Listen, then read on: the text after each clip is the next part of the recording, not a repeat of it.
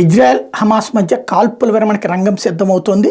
మరోమారు కాల్పుల విరమణ ఒప్పందం జరిగేటువంటి అవకాశం మొన్నటి నుంచి అనుకుంటోంది. ఇప్పుడు దాదాపుగా ఫైనల్ స్టేజ్కి వచ్చిందని ఖతార్ చెప్తోంది.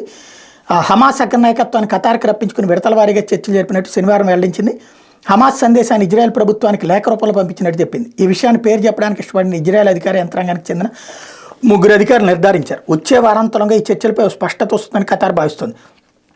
మరోవైపు ఈజిప్ట్ కూడా ఇజ్రాయెల్ హమాస్ యుద్ధానికి ముగింపు పలికేందుకు ఓ ఫ్రేమ్వర్క్తో ముందుకు సాగుతున్నామని ప్రకటించింది. 3 దశల్లో యుద్ధాన్ని ముగించే ప్రతిపాదనలకు ఇరు వర్గాలు ముందు పెడతామని ఈజిప్ట్ భద్రతా వర్గాలు పేర్కొన్నట్టు రాయిటర్స్ ఓ కథనాన్ని ప్రచురించింది. అయితే గతంలోనే ఇజ్రాయెల్ పెట్టిన షరతులపై అనుమానాలు వ్యక్తమవుతున్నట్టు ఆ కథనం చెబుతోంది. గాజా స్ట్రిప్లో కాల్పుల విరమణ తర్వాత అధికార పీఠాన్ని హమాస్ కానీ ఇస్లామిక్ జిహాద్ సంస్థ కానీ చేపట్టకూడదని పాలస్తీనా అథారిటీకి బాధ్యతలు అప్పగిస్తామని అప్పట్లో ఇజ్రాయెల్ స్పష్టం చేసింది. ఈ షరతును హమాస్ తోచిపుచ్చింది. ఈజిప్ట్ పేర్కొన్న 3 దశల కాల్పుల విరమణ ప్రతిపాదనపై చర్చించేందుకు హమాస్ ప్రతినిధి బృందం శుక్రవారం కైరోలో పర్యటించనున్నట్టు ఏఎఫ్సీ ఏజెన్సీ ఒక కథనాన్ని ప్రచురించింది.